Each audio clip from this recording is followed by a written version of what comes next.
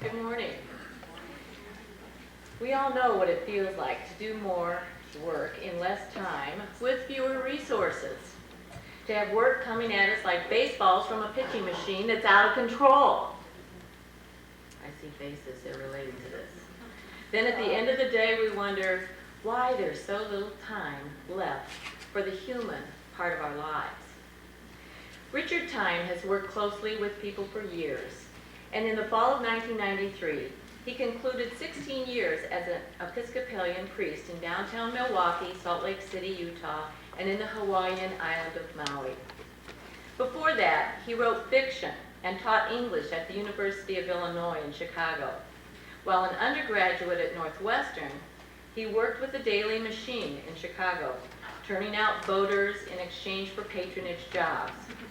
That's when he began to reflect on what it takes to stay human, while the bullets of real life are fired at us at point-blank range. Richard provides speeches, workshops, and consultation to businesses and nonprofits, coaching individuals and organizations committed to making positive changes.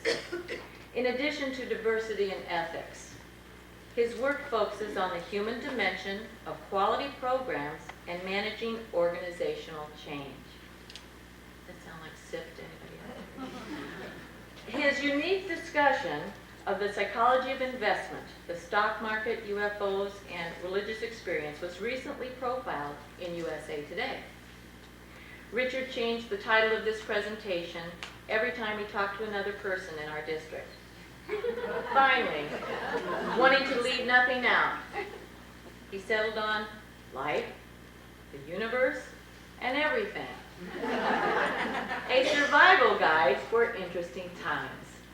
Richard Thieme.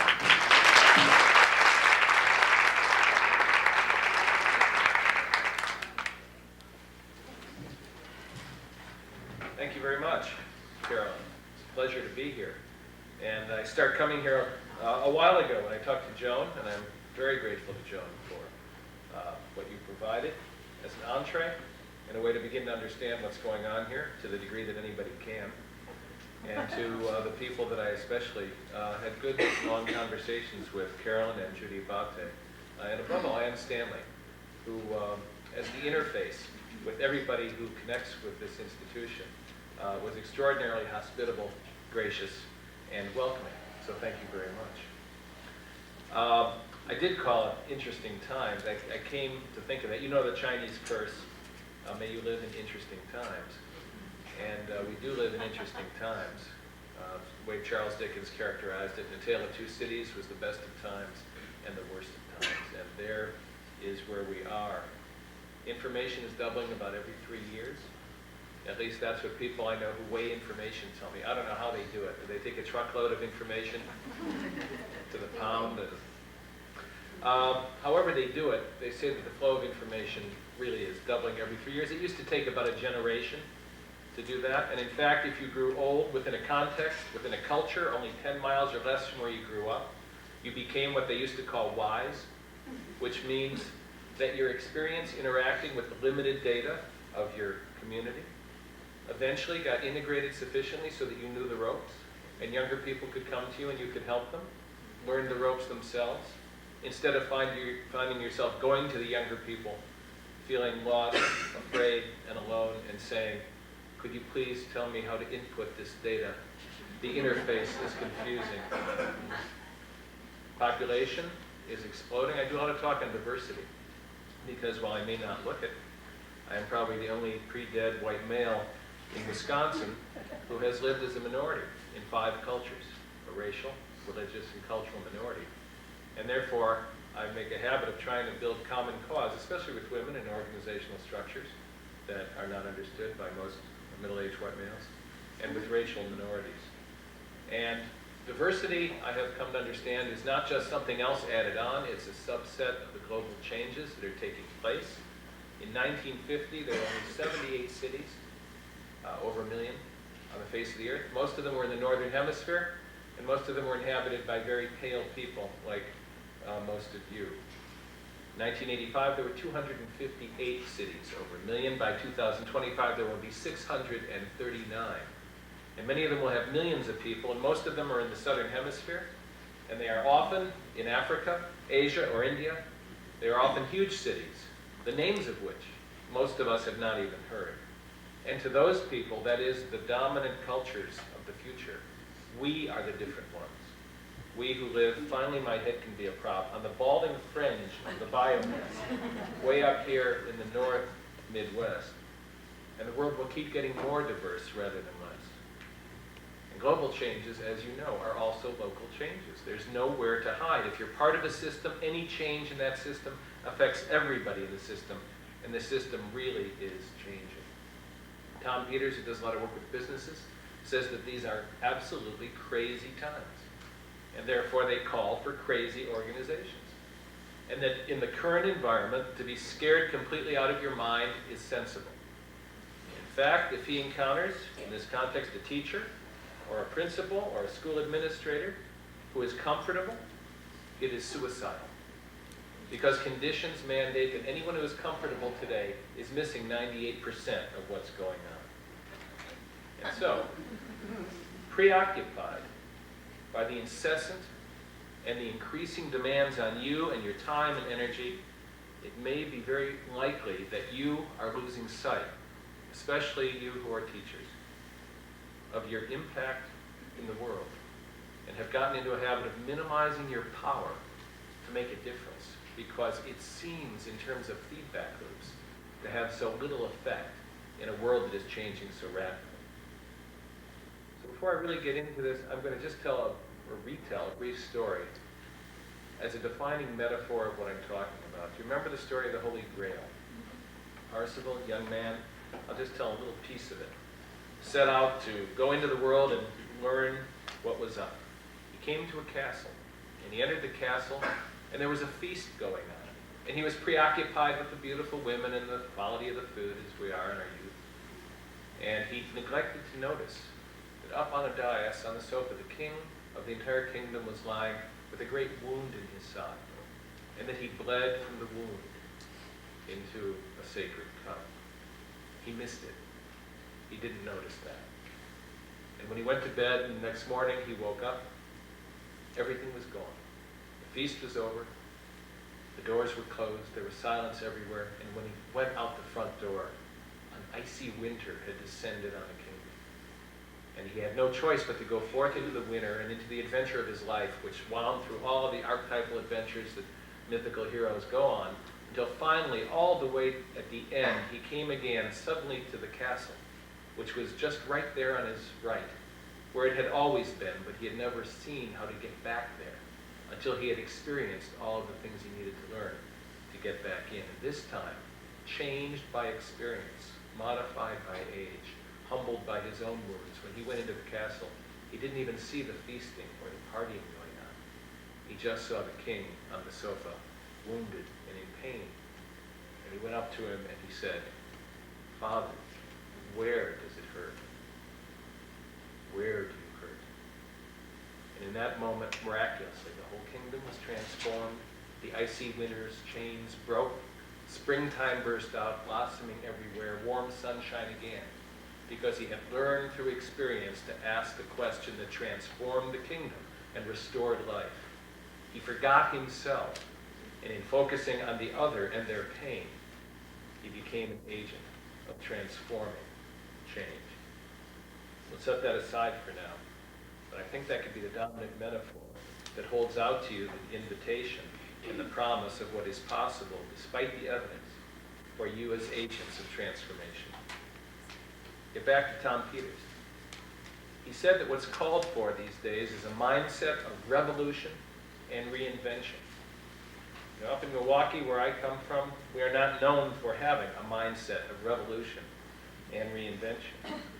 But he said that's the mindset that's necessary to survive. And so the question I want to pose for you as a body is, how are you reinventing education in order to equip the men and women of the 21st century to live not in castles with moats and drawbridges, but in space stations?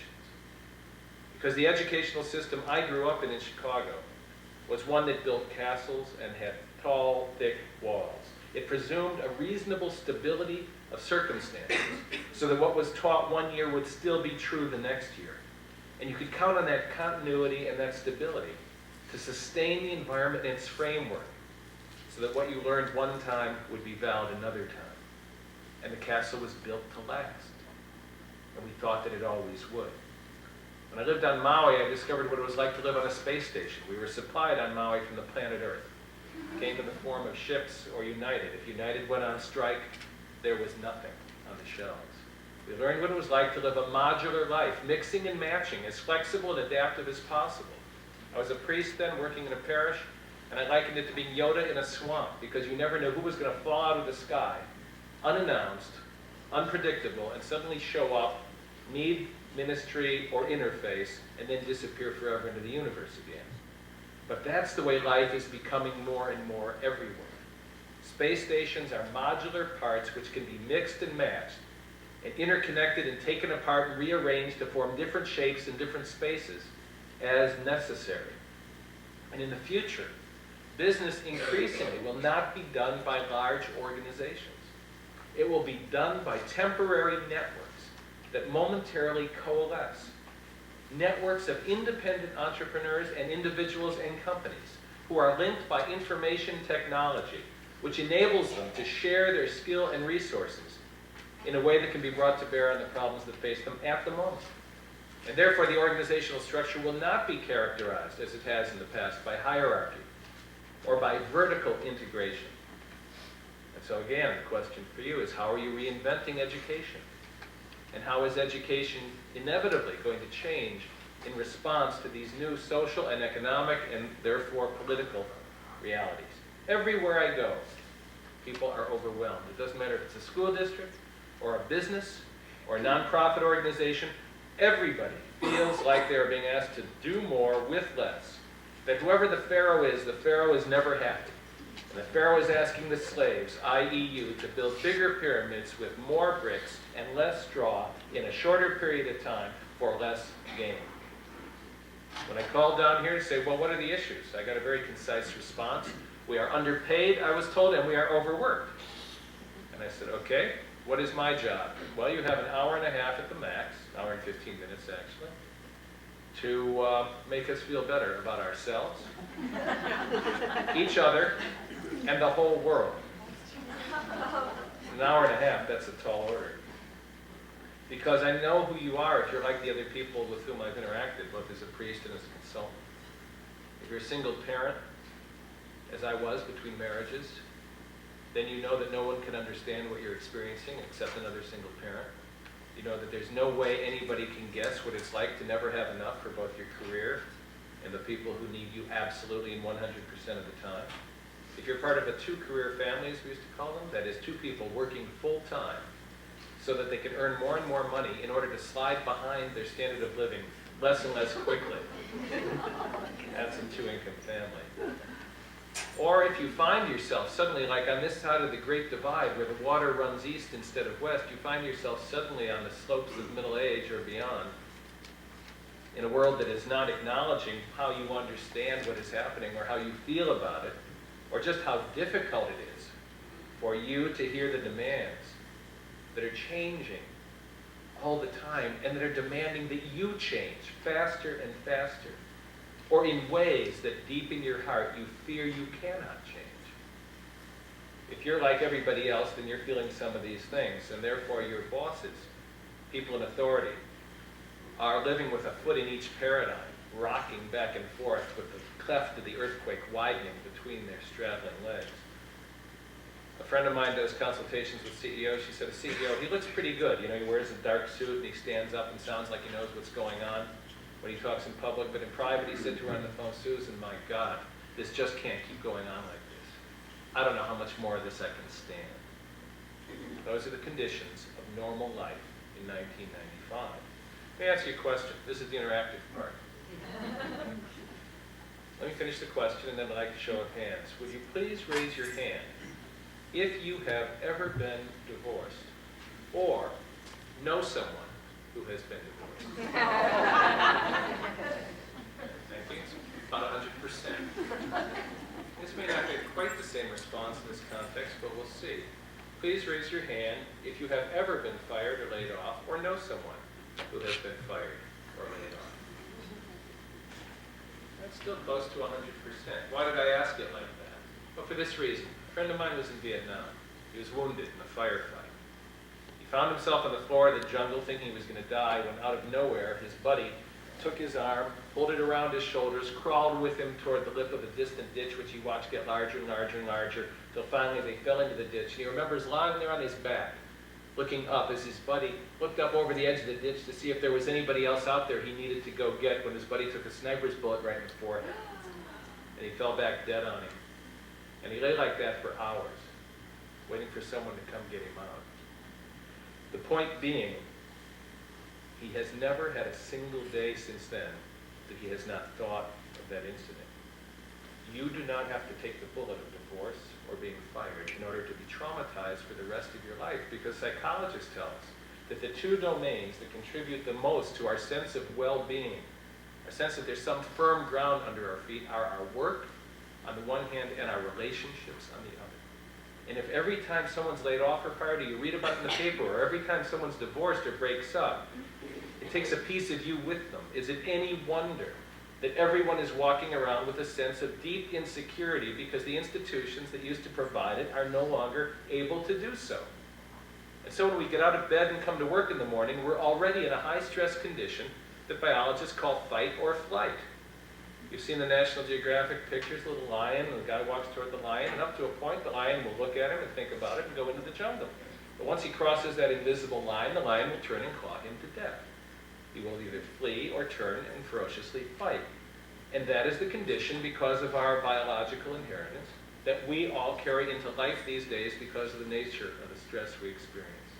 And when you come to work, especially in a normal business that now arranges people by cubicles, like checkerboard squares, and each person in a cubicle, the person next to you is already over the line. You're already in a condition of being threatened by fight or flight, but you can't go home because you need the check, so you stay and turn the person next to you, who is set up to be your resource, your strength, and your comfort, you turn them into the enemy. Because that has already happened as a precondition of coming to work. The people who should be, and in fact really are, our allies in this great onslaught of stress from the modern world, are turned into enemies. And when we feel powerless over these changes I am describing, there will be some good news. Hang in there. This is just a setup. You start to feel like a victim. And what do victims do? Victims exercise the little power that they feel they have left by blaming others for conditions that are out of their control. It's the way you have leverage to be a victim, to blame. It doesn't work. That's why there's books written these days called, quote, A Nation of Victims. Blaming is trying to control what is already out of control. And it is always non-productive, and it never goes anywhere, and it always drains the energy that we all need in order to respond to the challenges of life. I want to say to you that I believe, from my own experience and from the experience of others, that you have the capacity, under all circumstances, and especially under the circumstances today, to respond to what life brings with dignity, with elasticity, and with a genuine heroism. And I can say that because I know that you already have as much freedom and power to respond as all human beings have. Freedom and power are interesting things. A lot of people say, I want more freedom, I want more power, and yet freedom and power are two things of which every human being already has, the most that they can have, because no one can take it away from you. But what do I mean by freedom and power? An example. By freedom, I don't mean the ability to indulge yourself in every whim or desire that you have to do as you would like with the world. We don't have that kind of freedom. The freedom I mean is best illustrated by a man named Viktor Frankl, who wrote a book called Man's Search for Meaning. He was a Jew, a psychiatrist living in Germany. Like so many, he was rounded up. He was working on a book. They took his book, they took his paper, they took his pencils, they took his furniture, they took everything that belonged to him. They took his clothes and they gave him oversized striped pajamas so he would look and feel hopefully like a clown. They took his head and shaved it so that he would feel as if he did not even have that to mark his identity. They took his name away and they gave him a number which they tattooed on his arm. They took away his family and they killed every single one of them except himself. And he discovered in the concentration camp that there seemed to be, he kept reflecting on it in the depths of his misery and anguish, a single distinguishing factor between those who somehow found what they needed to get through that experience and those who somehow came into the barracks at night and said, I've had it, and died tonight. They had a will to live because they had somehow attached themselves in the depths of their soul to a purpose and a meaning in life. And he clung to the meaning his book would have after the war, desperately. Wherever he could find a piece of paper or a scrap of wood, he would write a sentence or a word on it and bury it as a reminder to him of the book he was going to write. And when he survived the war, he did. He called it Man's Search for Meaning, and it founded the School of Logotherapy, that school of psychiatry, which finds that even in depression, even in abject despair, we can find meaning and purpose in life and therefore transform our circumstances. He discovered the freedom in the depths of his soul to respond to circumstances that you and I cannot even imagine, with elasticity, with dignity, and with genuine heroism. And because you are human beings, you have that ability also. By power, I do not mean the ability to dominate others or make them do what you want, control them. By power, I mean you have the ability under all circumstances to make a difference in life and to contribute what you have got, to take it from the depths of your being and put it out there in a way that it has impact. People who really become experts at life, and I will talk a little bit about what an expert at life looks like later. It's not just someone who has this freedom and this power, because I know that you all have it. But an expert is someone who knows that they have it, and therefore can access it, and knows that they have access to it. So that it does not merely show up in their life circumstantially and willy-nilly, but they know they can always, under any circumstances, return to it. So the stress we're talking about today is not just good stress, it's also bad stress. Good stress makes our life interesting. We know in the business world that people respond best. You probably know that when you challenge your students. People respond best to a challenge that's difficult, but not undoable. If it's too easy, they quit. How many of you go home and play tic-tac-toe every night because you're not sure how it's going to turn out? Just one. That's a joke. There wasn't any. And if it's too difficult, you don't do it either. You just shut down. But if it's about 50%, that is, it's really hard and challenging, but it looks possible, then you're motivated to the maximum. IBM used to call it raising the bar. Every time people mastered something, you move them to the next level by making the task more difficult, but still manageable. That's good stress. But bad stress comes from role confusion, which everybody has these days, because the shifting of the ground means our roles are confused and in flux. And it comes above all from trying to control what cannot be controlled. And when there's too much coming in and too much being laid on you, and you just can't manage it all, and every day seems to bring a new burden piled on top, then, well, we start to look like this doctor in John Hershey's book on Hiroshima. Remember the story of the man who ran a clinic? And the bomb had gone off, but he didn't know about it. He just knew that 1 or 2 people came into the clinic and asked for help, and he responded as he normally does to people in need. He said, sit down. He started giving a full examination to one of them while the other waited. When he turned to get the other one, there were 3 or 4 more, and he said, be with you in a minute. When he finished the second one, a full examination, he turned, there were 8 or 10. And he looked, and there were 10 or 20. And then he looked out the window, and there were 50 or 60 coming down the street. And pretty soon the room was full of milling, wounded, burned people, just in despair. And he was reduced to someone who just went from one to the other, patting them on the arm and saying, they're there, they're there, they're there. That's what happens to us when too much comes in and it is overwhelming. This is normal today. So how do we respond to it in a way that preserves our humanity and gives us the power to transcend it? You know, if I quit now, this would be a real bad morning. Just telling you how it is. When I do workshops for businesses, share that. Go ahead. If it's good for that deep a belly laugh. Oh, I said, well, you sure picked me up. You get worse before it gets better.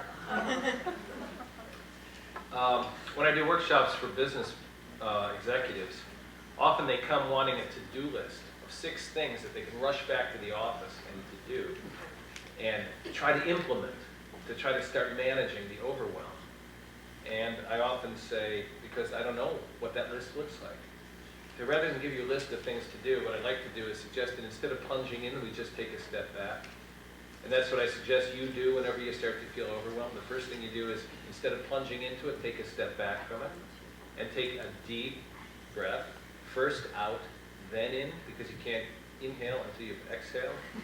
So first out and then in a few times. And you might even say, I don't know, this is a school. Can I use the word prayer? You might say, oh, this is a question. Let me try it differently. You might say the Serenity Code. The Serenity Code was popularized by AA and all the thousands of groups that modeled themselves after it, but it was written long before that by a theologian named Niebuhr, and it says simply, deity or power or whatever, grant me the grace to accept with serenity the things I cannot control. The ability to change that which I can't control, and above all, the kicker is the wisdom to know the difference. So you say that, and it just reminds you that most of what you're dealing with is not in your control.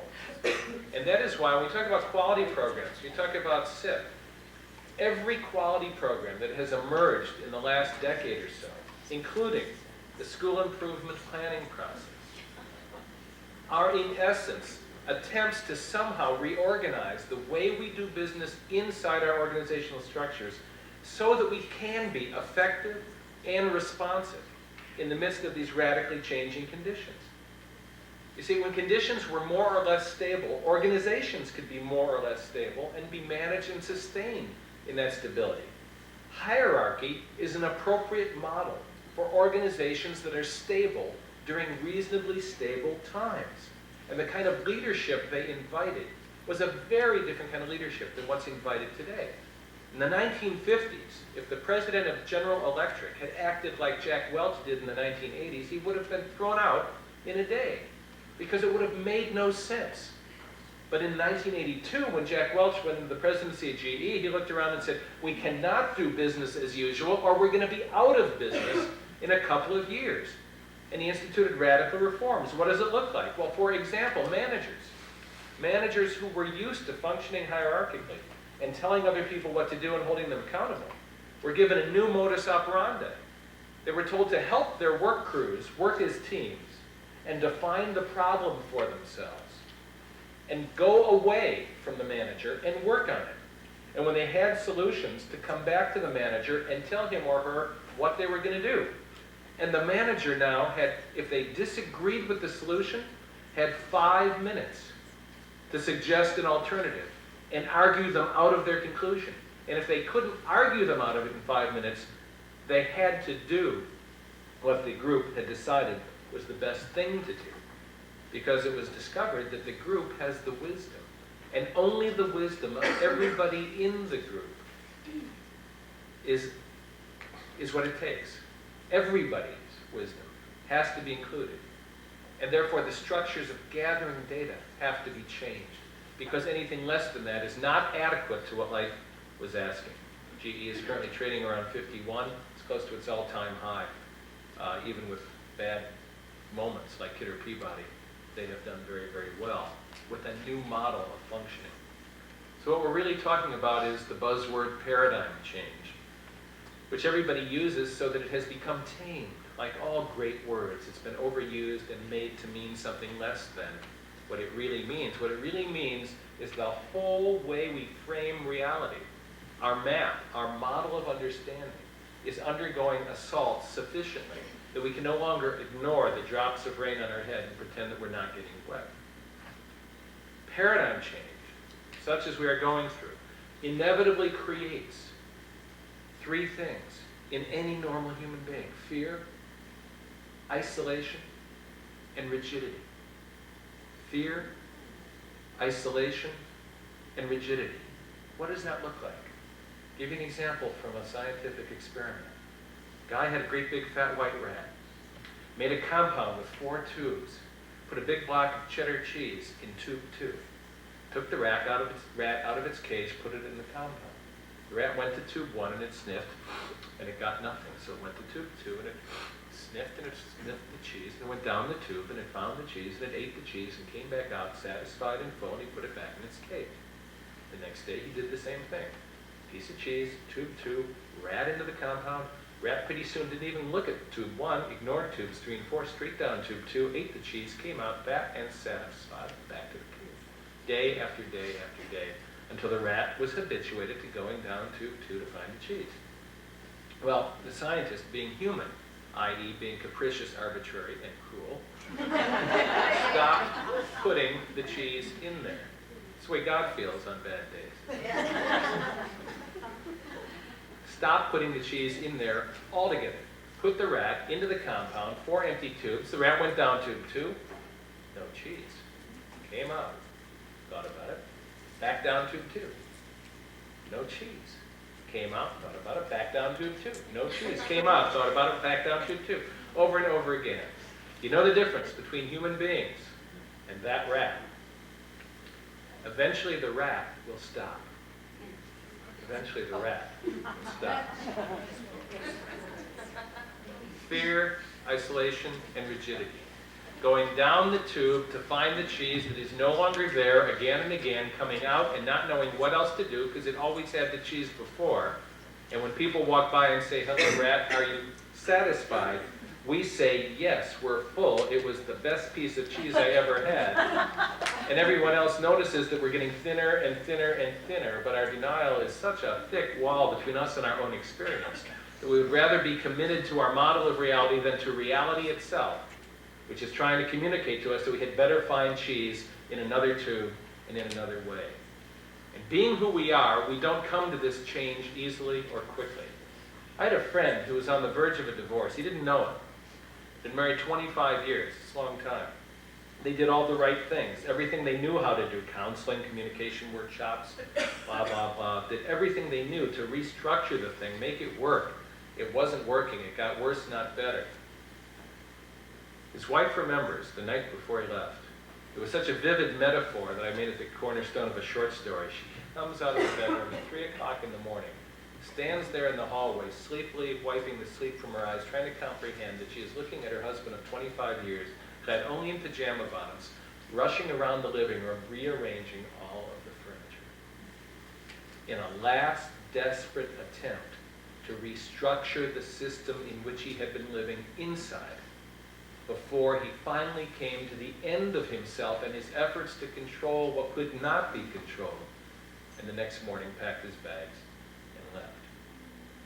That's what paradigm change looks like.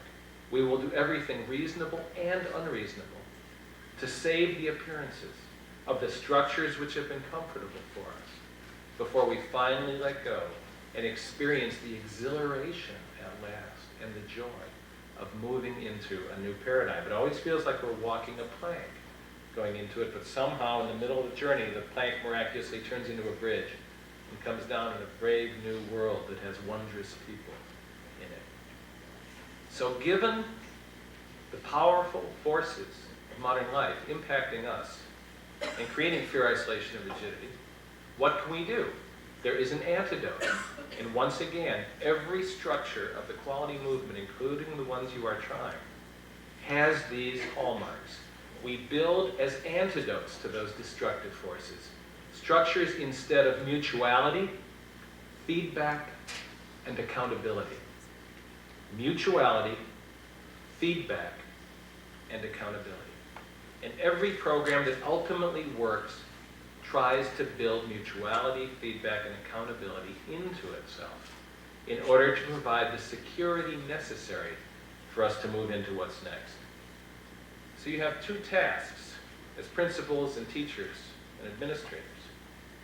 One is to build the structures of mutuality and real feedback and rigorous accountability inside the structure, but also to build it for yourself outside the structure in your life so that you get the energy that you need in order to keep going in a condition of ongoing renewal.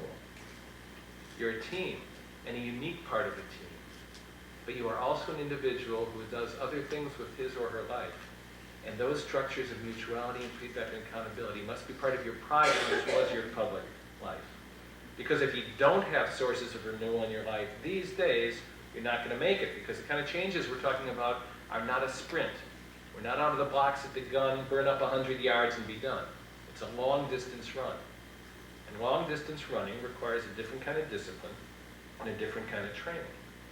So as teachers, if the medium is the message, which it is in all teaching, the only way for you to communicate to your pupils that a process of continuous improvement and continuous ongoing lifelong learning is what's necessary today, the only way to communicate it is by being a model of it. In other words, the medium is the message. And how can you teach young people that what's valued most these days is an ability to be adaptable, flexible, self-directed, and a continuous learner, if we are not simultaneously modeling a capacity to be adaptable, flexible, and a continuous learner? Teachers who are learners ongoingly teach students how to learn simply by being who they are and engaging in dialogue with their pupils. This is tough for everybody. But it's especially hard now that I'm 50. Doesn't feel very old, but I forget where I live sometimes. I mean, it's happening. Brain cells are on the pillow when I wake up in the morning. I'm not sure where they spilled out, but my wife isn't there for the moment, so it's me. Those of us who are growing older are going to be a larger and larger and larger part of the population. People who know more about it than I do tell me that 132 as a lifespan is not unreasonable in the next century, given the advances of nanotechnology. My mother-in-law is 91 next week. Wonderful woman, and she is an Energizer bunny. I mean, and God bless modern medicine. It's also especially hard for those who are less skilled than the rigorously educated.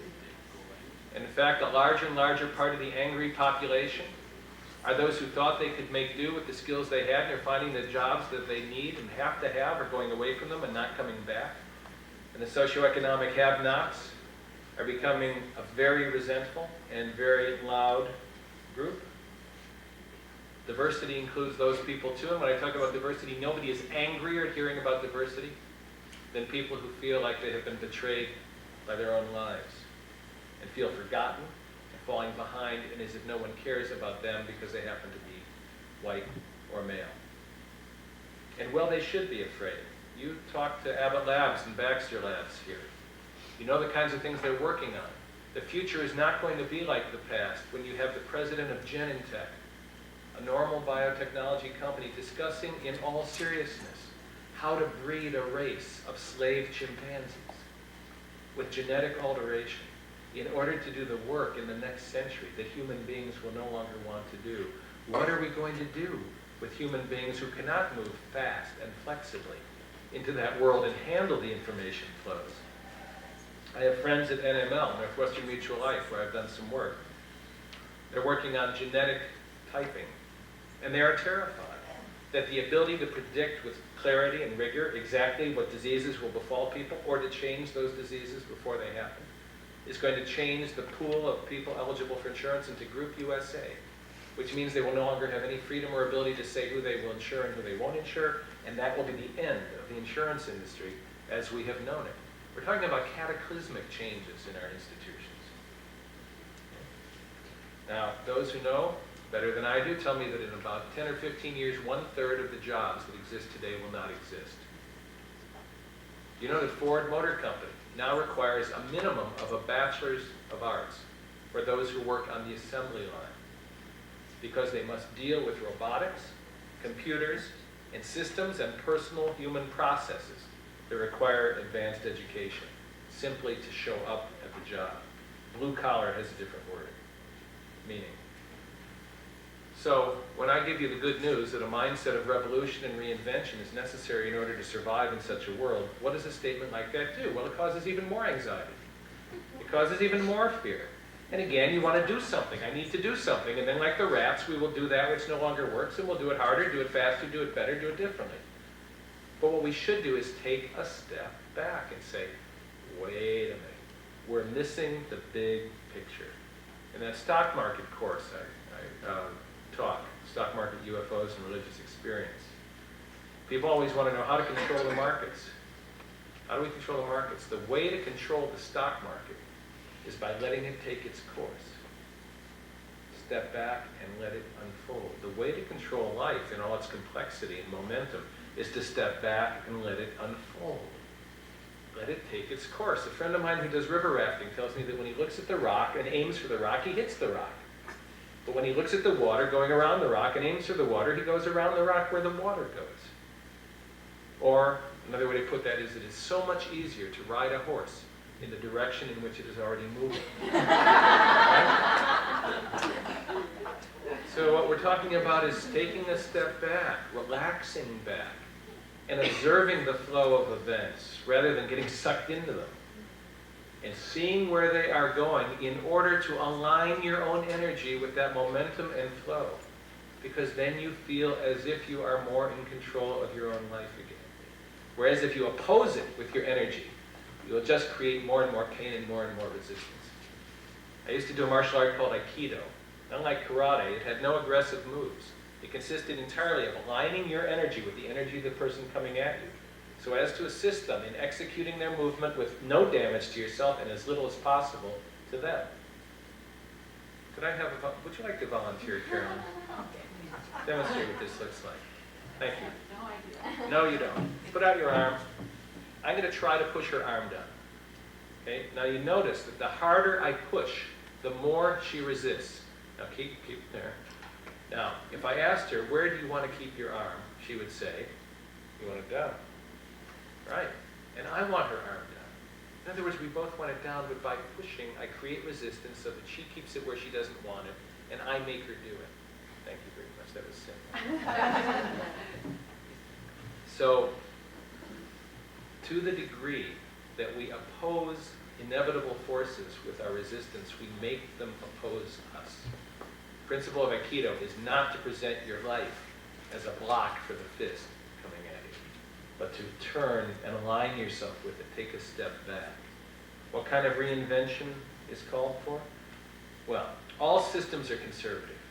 And just like my friend rearranging the furniture to try to make the system stay the way it was, we will do, and the system will do, everything it knows how to do to maintain itself the way it is, the way it is, the way it was, because it's been built into the system to do that.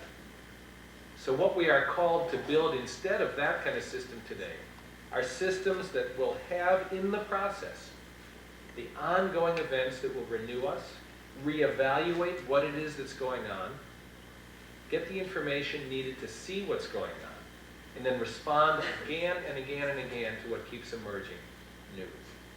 The only sustainable advantage a competitive organization has is the ability to morph into new shapes. Every business person I talk to agrees that that is true. You know what morphing is? Yes. Terminator 2, remember Terminator 2? Bad guy, Arnold Schwarzenegger was the good guy in Terminator 2, right? Bad guy in Terminator 1. And the guy is chasing him from the future, and suddenly the guy turns into a quicksilver flow, goes under the door, comes up like a sword or something. Very effective computer animation. Morphing, change shape, transmogrify yourself into some other form. The only sustainable advantage a competitive organization has is that ability to change shape in response to what is required. Now, educational systems have not in the past been used to being competitive organizations, but you know in your hearts that if you don't deliver what is needed today, people will build alternative structures outside of the educational system. The way in the South when desegregation was mandated, people immediately built an alternative structure of education because people didn't want to do what was mandated. And so conditions today require a different approach to teaching, just as different forms of leadership are called forth by conditions, so are different forms of teaching. The difficult thing about these changes is that at the beginning of these major paradigm changes, 80% of the energy of the change is needed at the beginning. It's like a crowbar of leverage, because stage one requires that you do something we're not in the habit of doing, but it's where all the change is going to happen. It requires that we confront not what we don't know, but what we don't even know we don't know. The ability to deal with what you don't know is what's necessary in order to begin the process of ongoing transformation. Let me give you an example. When I talked about diversity with the architects in Wisconsin, the AIA, architects are 94% male, 6% female. I was talking about the need to include women both in their own firms, not only for the contribution that is made, but because of the difference in perspective. And also because 50 to 60% of new businesses are now started by women. You know, the businesses owned by women now make more money, employ more people than all of the Fortune 500 companies together. And that is going to keep being the direction, because if you're a woman and you're sharp and you're savvy and you're motivated and you're in an organization that keeps saying there's no way out of this maze, sooner or later you're going to just take what you know and know how to do and go somewhere and start your own business. And that's why inevitably it's going to happen. And I was encouraging the architects to open the profession more to women, at least to know that they're going to be dealing with women, and if they want to make money, they had better know what they don't know about dealing with women. For example, before architects got feedback from women, the laundry room was always in the basement. Always in the basement, right? Now, it wasn't that the architects, male, were bad and trying to punish women by making them go up and down stairs. It was that they didn't know, but it didn't even come up because they didn't even know that they didn't even know. And kitchens too. Kitchens too. That's the problem with being a male in the room, isn't it? You get all the bad projections. There's good too. The male ego being what it is, as soon as the laundry room was moved off the kitchen, it was changed into the mud room, where we guys can come in playing hockey and kick off our boots, and we kind of reclaim it. But the point is that the men, the architects, needed to get the feedback, and if they didn't get it automatically in the course of life itself, and we never do, then it is incumbent upon people who want to stay in business or stay viable to get the feedback, to build structures that will take some time and energy to get the feedback from people who are different from ourselves in order to hear them and understand that they know things we don't even know we don't know. You know, remember when there were flesh-colored bandages and they were pink? You know, then there started to be a little bit of noise from people who weren't pink and yet who had flesh. And they don't dare call it. I remember a Crayola called flesh, and it looked like the skin of a pig. You don't get that anymore either, because the people who were doing it were ignorant. Didn't even know they didn't know. And so the invitation is to move from unconscious incompetence to conscious incompetence. And that's why it's hard to do, because it doesn't feel good. It doesn't feel good to start to realize what you didn't even know you didn't know, and that you have lived your life out of being right all those years and simultaneously being completely ignorant of what was necessary. So when we go into major change, there's an inevitable process that's going to take place. Denial, ridicule, anger, depression, confusion, finally bargaining, and then acceptance. Remember in the 60s when women's liberation surfaced again? It's been surfacing for 200 years. It didn't get invented in the 60s. Look back at the history of the 19th and 20th centuries and you see it's moved in waves, each one cresting higher and higher. But I remember watching on the nightly news when some women in Chicago went down to Michigan Avenue and took their bras and threw them in the Chicago River. And everybody laughed. They said that was the stupidest thing they ever heard. 10 years later, any man you asked, equal pay for equal work? Well, of course. I always thought that was fair.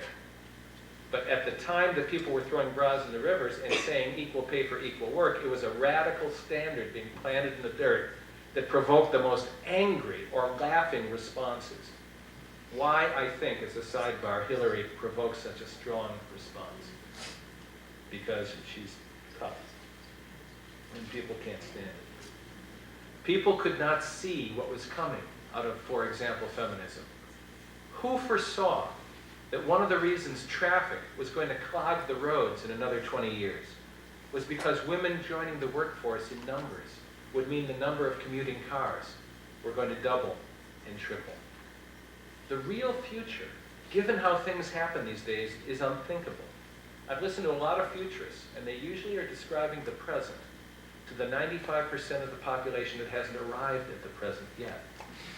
But when we try to define the future, we never get it right. IBM, I'm not mocking IBM, they're very bright. In 1980, they were asked how many PCs, personal computers, they thought would be in homes by 1990. And the best guess was 250,000 instead of the 60 million that it turned out to be. So if the rules of the world are changing so radically, then the right forecast is impossible, and hiring forecasters to predict the future is impossible. And therefore, what we must plan for is not the future, but uncertainty. And in fact, we ought to plan for multiple uncertainties, branching uncertainties, in order to respond to whichever one comes to be. So the paradox is that today, accepting uncertainty as a condition of life is the road to stability. Accepting uncertainty. And therefore, organizations that are surviving are building an openness to heresy. It is the heretics. Finally, I can get a job. Finally, I've lived my whole life on the edges of things, contributing as much as possible, but in a variety of 6 different cultures, always not part of, but heretical in context, and trying to understand how that culture operated in order to make a difference in it. Finally, people who have lived like me, their creativity stoked by being on the margins and never belonging quite, are of value, because businesses that used to be stable need heretics to know which way things are going. And so you have to search for wisdom in unusual places. And they start building Apple computers. So you're wearing your Apple thing. Back when Wozniak, back when Wozniak and Jobs were building an Apple computer in the garage, no one dreamed that in that garage, on that boundary, something was going to happen that was going to change the world. And ironically, the more you know, the less you can see what's happening. This is tough for us educated people. In doing research, that UFO talk, sometimes I bring in interesting data. Doing research in 1947 newspapers, I came upon a quote from an astrophysicist, a professor at Yale. He was talking about space travel, and he said, you know, we're going to go to Mars before we go to the moon, because Mars has an atmosphere, and our jet rockets will just glide right through it to landing. We'll never be able to land on the moon. Now, he didn't know what he didn't know. According to the old paradigm, he was correct, but according to what was in front of his face that he couldn't see, he was wrong. And it took some kid growing up, a new generation, who wasn't burdened by knowledge, to be able to see what was right in front of his face, because he didn't have the obstacles. Maybe that's what the Zen adepts mean when they say, cultivate a beginner's mind. In the expert's mind, there is one answer, but in the beginner's mind, there are many possibilities. So, what kind of reinvention are we talking about? What do we mean to build in an openness to heresy? What do we mean to build organizations that have as one of their very ways of operating a continual reinvention of themselves, and that reevaluate themselves over and over again in order to continue to see if their primary intention is being achieved? Well, the point is, no individual, no principal or school administrator or top person, as they used to be called, can make this happen. That's why it is very lonely at the top, because leaders know that they're responsible for engineering it, and they cannot do it alone. That's one of the reasons you have to build teams to gather more and more information in positions of leadership. You can't do it without working in new ways with people who are willing to work in new ways with you, like that manager at GE who had to learn to empower the workforce in a very real way and get out of the way in a very real way. But that means the enemy. Remember the victims I talked about? The enemy then is not out there. The enemy, as Pogo said, is us. It is that in us which resists responding to change by changing. And our allies in this enterprise are the people to the left and the right of us, who we may be prone to see as adversaries, but who are really our pals. So one of the hallmarks of the quality movement is to draw a bigger and bigger and bigger circle around all of the customers and employees and people who have a stake in the enterprise succeeding, because only through mutuality and teamwork can any of us survive. But if you do it with one another, not only will you survive, but you will liberate yourselves to do extraordinary things. You know, I know what teaching a little bit is like. My first job out of college was teaching at Southeast City College on the south side of Chicago. I came into it with no training whatsoever, as you do from college. I was just given a class. So all I knew how to do was imitate my two mentors, one real and one virtual. The real one was Eliseo Vivas, a professor at Northwestern, so I tried to imitate his Spanish accent and his mannerisms. The other one was William F. Buckley, who I'd watched on television, so I imitated him primarily not by thinking deeply, but by moving my eyebrows suggestively. That's what I knew how to do. I looked like an idiot. I remember my first lecture was on Catcher in the Rye, and it was to a classroom of people who had graduated from high school in Chicago, but were reading and writing on a 4th grade level because they had been deceived. They had been given A's in response for not killing anybody and thought they were learning, and when they graduated from high school with A records, they were shocked and angry and resentful to find out the system had manipulated them. And they didn't know how to read or write, even though I had taught at school. And that was my class. And I came in there, and my job was to teach people how to read and write. And I didn't know how to teach them that because I'd never been taught that. So I lectured on the Catcher in the Rye because I related to Holden Caulfield. You know, middle-class white kid in Chicago. One of the young people in the class came up to me afterward and said, "Is this person Caulfield crazy?" And I realized with a sinking feeling that the whole domain of experience out of which the people I was supposed to teach lived their lives was totally foreign to me, and I took refuge in teaching grammar for the rest of the semester. And I went to the circle to teach. I remember walking in the class. Boy, I was afraid. I was afraid of the kids. You know, I don't know why. I don't know what I thought they could do to me, but I just felt so inadequate to teach them. I remember going in, sitting behind the desk, putting a briefcase on the desk, and kind of hiding behind it, and hearing one of the voices in the distance say, "Wonderful atmosphere he creates, doesn't he?" But I think some things have changed since I started teaching like that. What I noticed, especially preaching for 16 years, is the attention span really gets smaller and smaller and smaller.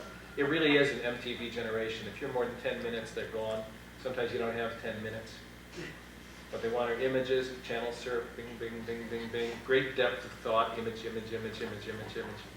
It's a web of images instead of a complex textual matrix, which is how I was taught, into which ideas are embedded. So what happens when you lose the attention span? They go into what I call Rain Man space.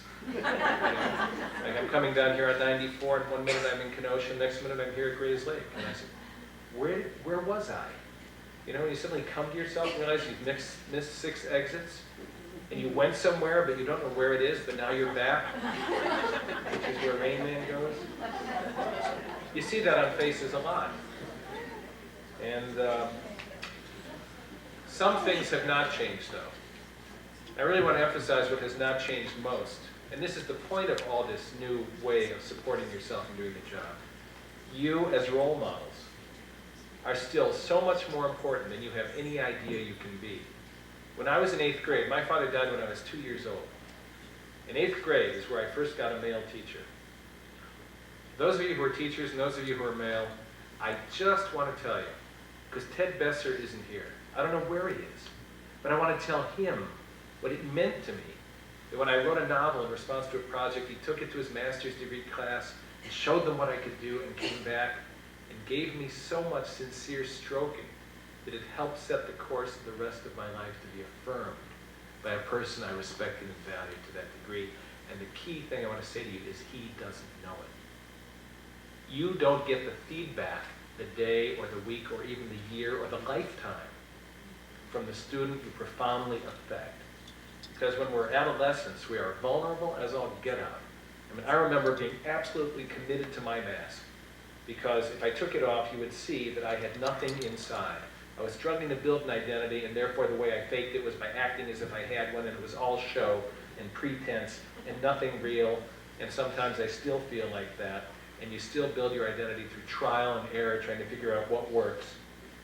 And the people we respect and value, when they tell us what they think of us, and it's positive, that input becomes part of the map that defines the territory of our lives. I don't know how to find Ted Besser. I could go looking for him on the internet, but he may not be on the internet, being an older person.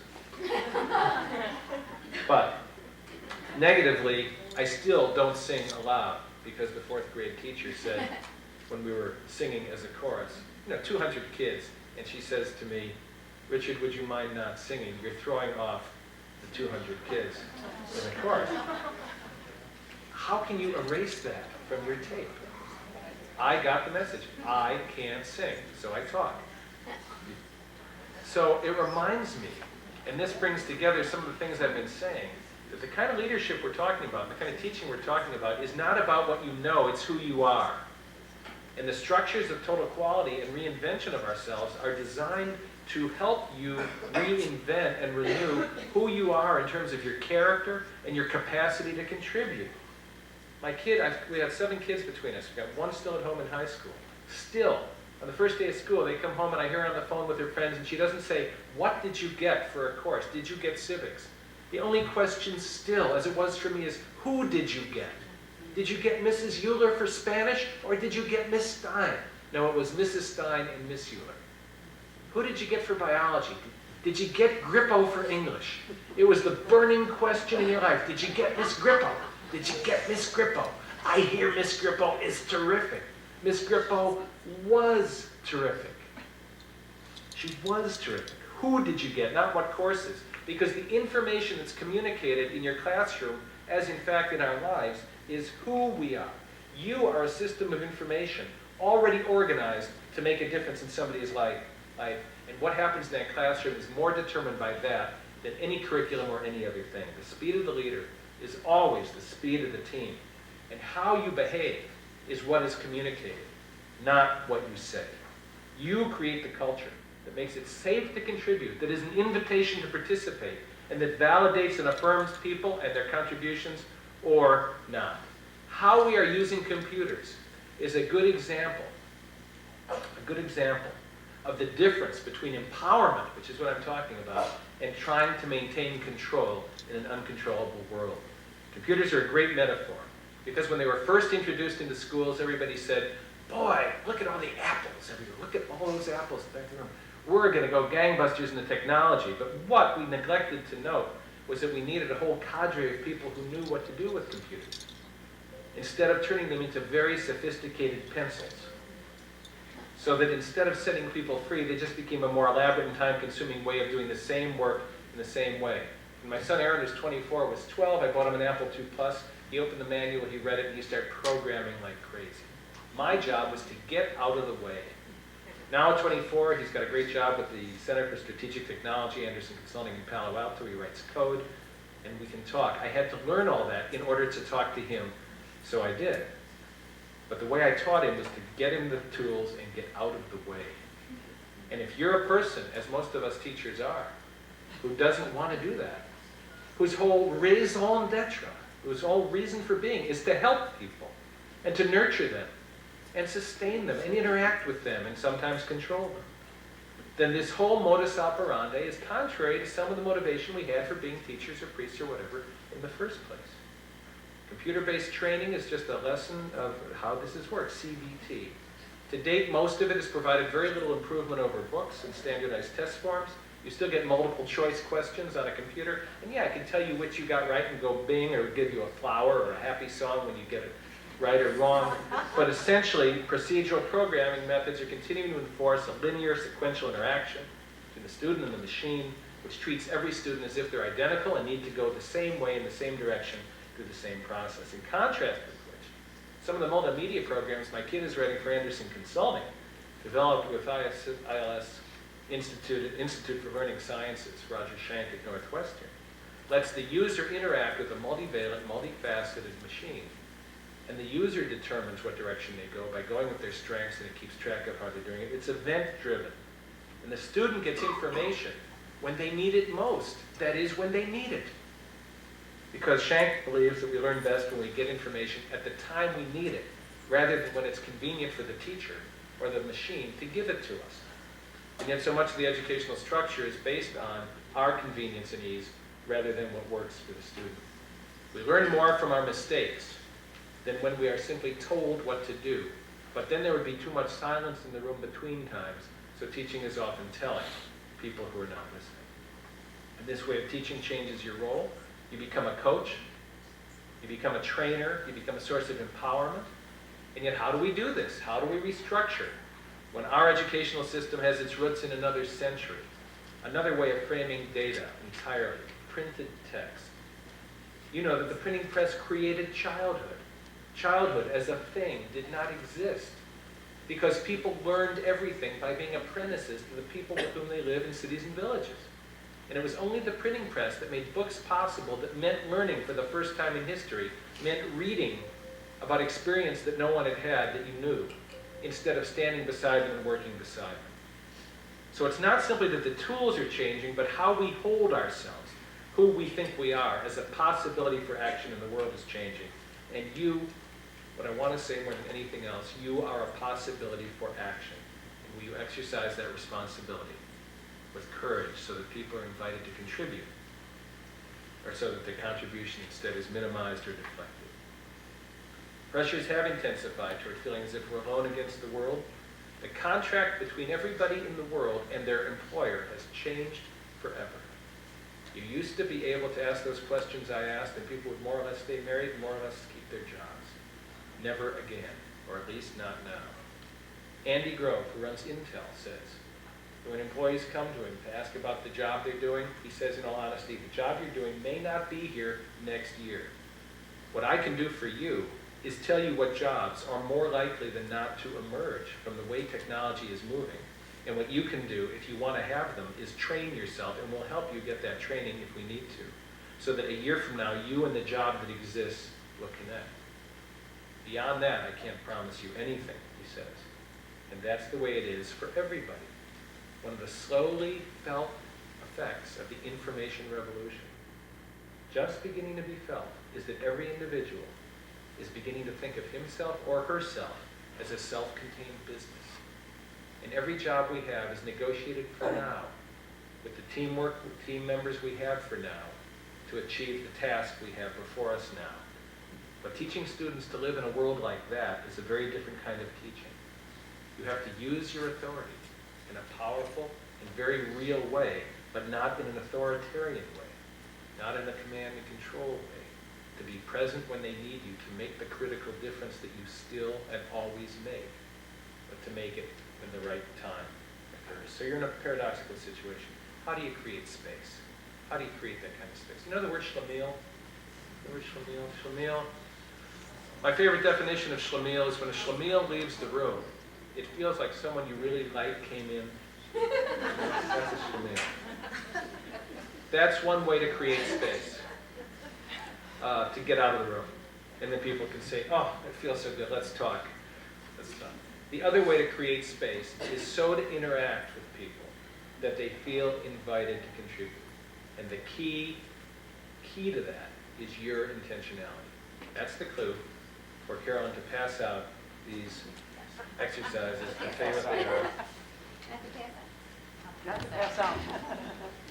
One for everybody. Coaching is on one side, intentionality on the other. Take a look at intentionality, and I'll describe briefly what I mean by that.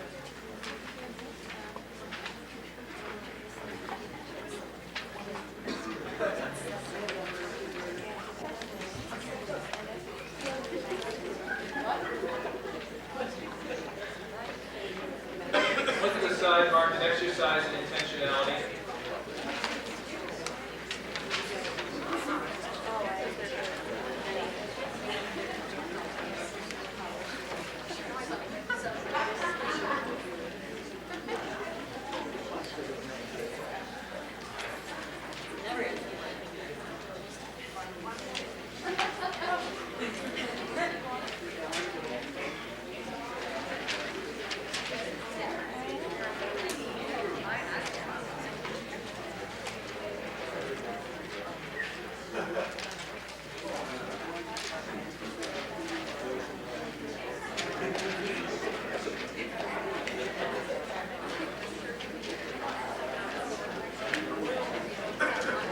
Okay, what this is, this exercise in intentionality is a deceptively simple and very powerful tool for bringing into focus both the things that are conscious and unconscious in your life and bringing them right in front of you so that you can take the reins of your life in your hand and have the kind of integrity that is singular. A friend of mine runs a program called Hoshin. It means a single shining point of steel. It's a Japanese program for focus in businesses.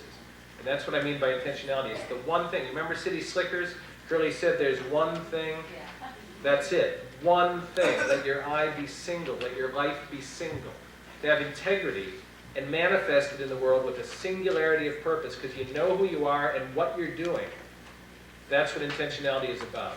On the one hand, we don't get there without mutual support these days. On the other hand, if we don't get to it, we're going to be all over the place. You ever hear the expression, the fox knows many things, many clever things, but the hedgehog knows one big thing? You know, Lincoln was trying to fight the Civil War. He was driven to distraction by his generals, who were always writing wonderful letters about the battles. And he kept writing back, you're ignoring one thing. Your battle strategy is excellent, but it's not related to the purpose for which we're fighting, which is to win the war. If you cannot relate your intention to the intention of this organization or institution, which is to educate people for a new world in new ways, and do it by reinventing yourself as you go along, then you're going to be wandering in different directions. This is a very powerful tool. Just something as simple as things I wanted to say that I'm afraid to say. About 2 years before I left parish ministry, one of the things I discovered by just having the space to write it down was, one of the things I wanted to say was thank you and goodbye to parish ministry. Well, there I am with a family and a good income and great prospects, and I'm looking at that, sit on my lap like a brick and saying, it must be indigestion. It's just something I ate, so I put the exercise away. It's what you do with new information. Hide from it. 6 months later, when I got the exercise out and did it more, it started showing up all over the page.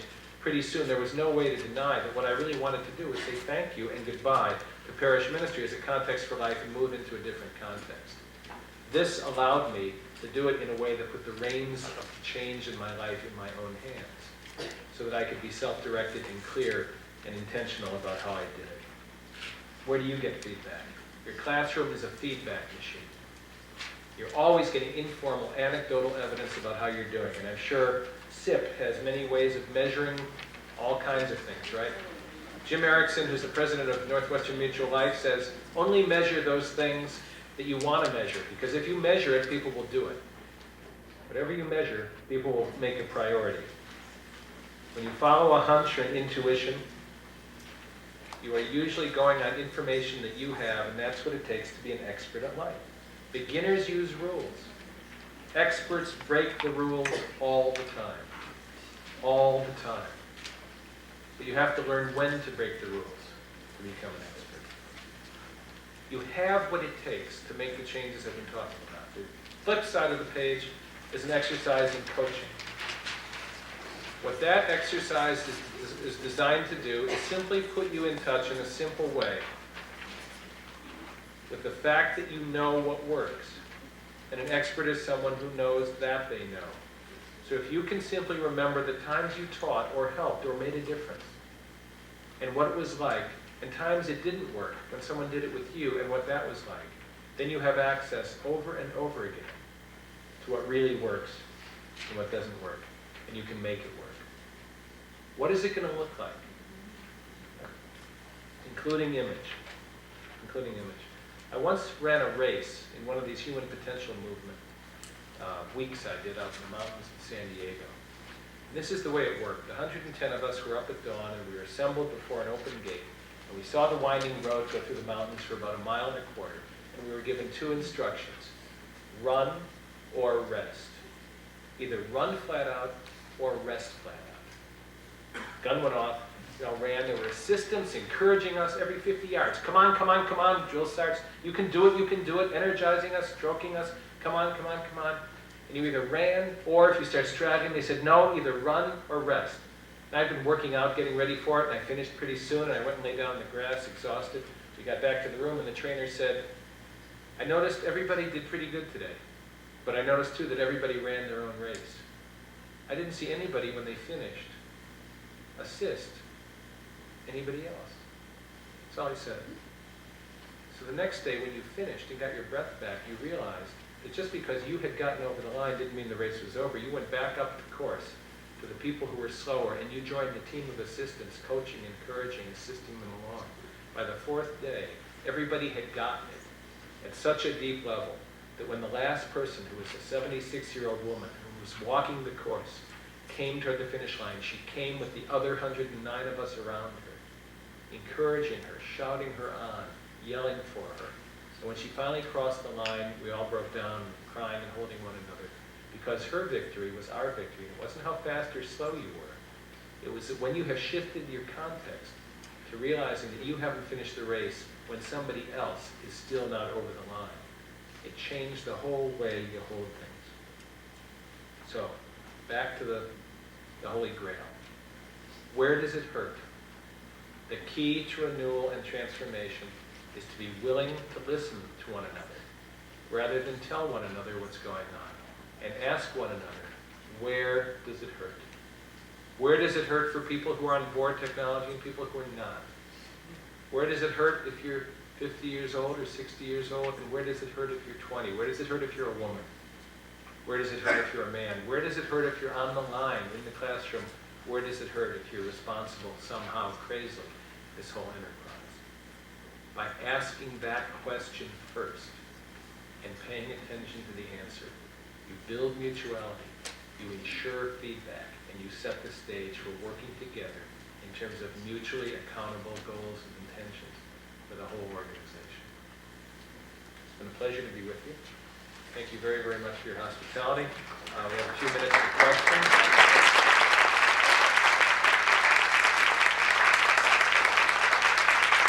While we break, does anybody have any questions they would like to ask? Anybody want to get concrete and practical? Yeah. Will there be a question? Yes, the rest of your life. It's always been that. Maybe we can get architects to help design. Wait, just a minute. Somebody's asking a question. Not a question, this is a statement. We Oh, go ahead. provide architects to contact the classroom teachers when they design it so that it works for the teacher instead of. For the architect. That sounds reasonable to me. Ask the end user of the product how they use it. And still after it's all completed, then ask how you like it. Yeah, get some feedback so you can be accountable. All you can do is, if it doesn't work, is not use it. Set up a tent in the parking lot and make the space the way you want it. It would call people's attention to your plight. Anybody else? Anything else? No? Okay,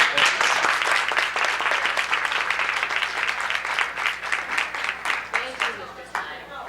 I'm sure it was a pleasure for all of you to listen and really feel his heartfelt messages. I know the conversations I had with him were heartwarming, and a sense of renewal came over me just talking with him on the phone, and I certainly appreciate the time and effort you've given to all of us today. Thank you very you. much.